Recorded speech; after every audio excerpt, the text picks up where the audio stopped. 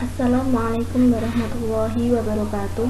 Perkenalkan, nama saya Rinda Febrianti, NIM 1813300000293.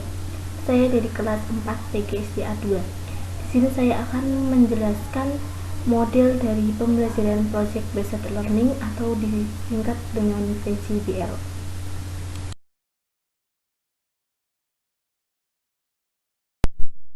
Nah, selanjutnya yaitu pokok-pokok materi pada model Project Based Learning atau PJBL yang akan kita bahas. Yang pertama yaitu ada pengertian, yang kedua ada langkah-langkah, yang ketiga ada kelebihan dan kekurangan dari Project Based Learning, dan yang terakhir ada prinsip-prinsip dari PJBL.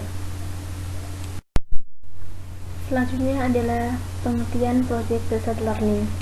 Nah, menurut para ahli, Project Based Learning menurut Goodman dan Stevens pada tahun 2010 mendefinisikan bahwa PJBL merupakan pendekatan pengajaran yang dibangun di atas kegiatan pembelajaran dan tugas nyata yang memberikan tantangan bagi peserta didik yang terkait dengan kehidupan sehari-hari untuk dipecahkan secara berkelompok. Yang kedua yaitu menurut Green pada tahun 2002 mendefinisikan Project Based Learning atau PJBL atau pembelajaran berbasis proyek merupakan model pembelajaran yang berpusat pada peserta didik untuk melakukan suatu investigasi yang mendalam terhadap suatu topik. Peserta didik secara konstruktif melakukan pendalaman pembelajaran dengan pendekatan berbasis riset terhadap permasalahan dan pertanyaan yang berbobot nyata dan juga relevan. Selanjutnya yaitu langkah-langkah Project Based Learning atau PJBL. Yang pertama yaitu ada penentuan pertanyaan mendasar atau start with essential question. Yang kedua ada menyusun perencanaan proyek atau design project. Yang ketiga ada penyusun jadwal atau create schedule. Yang keempat ada pemantauan siswa dalam kemajuan proyek atau monitoring the student and progress of project. Yang kelima ada penilaian hasil atau assess the outcome. Dan yang keenam ada evaluasi pengalaman atau evaluation the experience.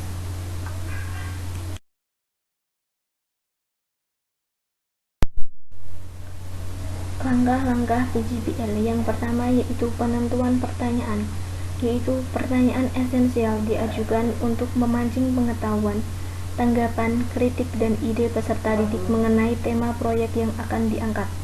Yang kedua yaitu perencanaan aturan atau pengerjaan proyek, yaitu perencanaan berisi tentang aturan main, pemilihan aktivitas yang dapat mendukung dalam menjawab pertanyaan esensial dengan cara mengintegrasikan berbagai subjek, serta mengetahui alat dan bahan yang dapat diakses untuk membantu penyelesaian proyek. Yang ketiga yaitu membuat jadwal aktivitas, mendidik dan peserta didik secara kolaboratif menyusun jadwal aktivitas dalam menyelesaikan proyek. Selanjutnya yaitu yang keempat ada monitoring perkembangan proyek peserta didik. Monitoring dilakukan dengan cara memfasilitasi peserta didik pada setiap proses. Yang kelima yaitu ada penilaian hasil kerja peserta didik, yaitu penilaian dilakukan untuk membantu pendidik dalam mengukur ketercapaian standar, berperan dalam mengevaluasi kemajuan masing-masing peserta didik, memberi umpan balik tentang tingkat pemahaman yang sudah dicapai peserta didik, dan juga membantu pendidik dalam menyusun strategi pembelajaran berikutnya. Yang keenam yaitu evaluasi pengalaman belajar peserta didik, yaitu proses refleksi dilakukan baik secara individu maupun dengan berkelompok. Nah, pada tahap ini peserta didik diminta untuk mengungkapkan perasaan dan pengalamannya selama menyelesaikan proyek. Nah, materi selanjutnya yaitu tentang kelebihan dan kekurangan Project Based Learning atau PJBL. Yang pertama yaitu kelebihan Project Based Learning atau PJBL. Kelebihannya yang pertama yaitu ada meningkatkan motivasi di mana siswa tekun dan berusaha keras dalam mencapai proyek dan merasa bahwa belajar dalam proyek lebih menyenangkan daripada komponen kurikulum lain. Yang kedua yaitu meningkatkan kemampuan pemecahan masalah dari berbagai sumber yang mendeskripsikan lingkungan, Belajar berbasis proyek membuat siswa menjadi lebih aktif dan berhasil memecahkan problem kompleks. Yang ketiga yaitu meningkatkan kolaborasi. Pentingnya kerja kelompok dalam proyek memerlukan peserta didik untuk mengembangkan dan mempraktikkan keterampilan komunikasi. Yang keempat yaitu meningkatkan keterampilan mengelola sumber. Bila diimplementasikan secara baik, maka peserta didik akan belajar dan praktik dalam mengorganisasikan proyek. Kelebihan PJBL selanjutnya yaitu yang kelima yaitu meningkatkan keterampilan peserta didik dalam mengelola sumber belajar. Yang keenam ada mendorong peserta didik untuk mengembangkan dan mempraktikkan keterampilan komunikasi. Dan yang ketujuh ada menyediakan pengalaman belajar yang melibatkan peserta didik kompleks dan dirancang untuk berkembang sesuai dunia nyata. Dan yang kedelapan ada membuat suasana belajar menjadi menyenangkan sehingga peserta didik mampu pendidik menikmati proses pembelajaran. Yang selanjutnya yaitu kelemahan dari PJBL atau Project Based Learning. Yang pertama yaitu membutuhkan banyak waktu untuk menyelesaikan masalah dan menghasilkan produk. Yang kedua membutuhkan biaya yang cukup.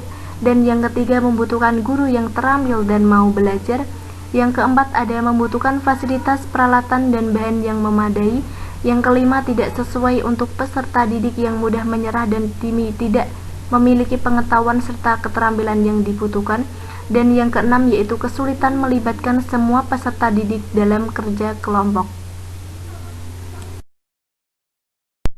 Selanjutnya yaitu prinsip-prinsip dari model Project Based Learning. Yang pertama ada prinsip sentralistik. Yang kedua ada prinsip pendorong. Yang ketiga ada prinsip investigasi konstruktif.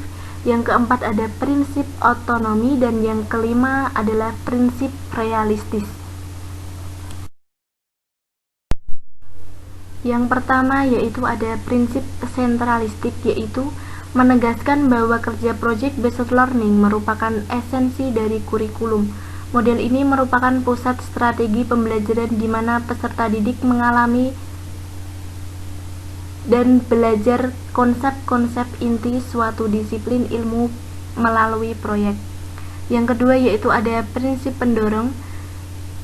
Pada prinsip ini, kerja proyek ini dapat sebagai external motivation yang mampu mengunggah peserta didik untuk menumbuhkan kemandiriannya dalam mengerjakan tugas-tugas pembelajaran. Dan yang ketiga ada prinsip investigasi konstruktif, yaitu yang mengarah kepada pencapaian tujuan yang mengandung kegiatan inquiry, pembangunan konsep dan resolusi. Nah, memuat proses perencanaan, pembuatan keputusan, penemuan masalah dan juga pemecahan masalah, discovery dan pembentukan model. Baik, yang keempat ada prinsip otonomi.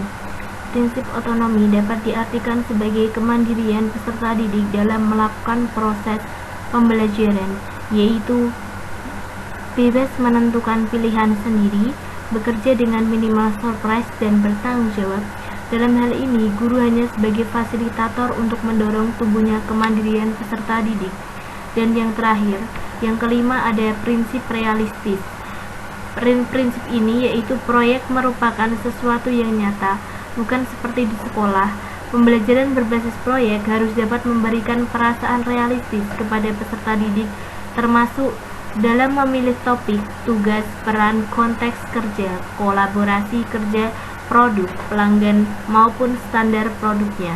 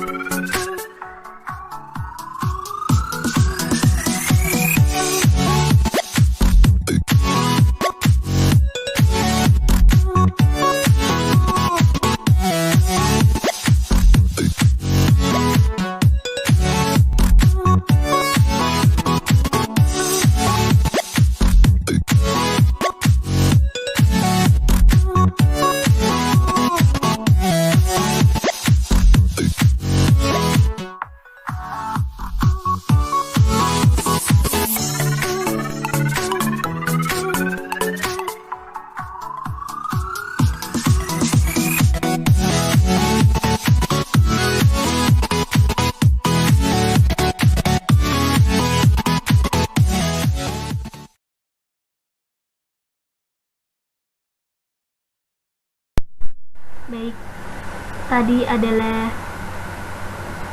pembelajaran model project based learning.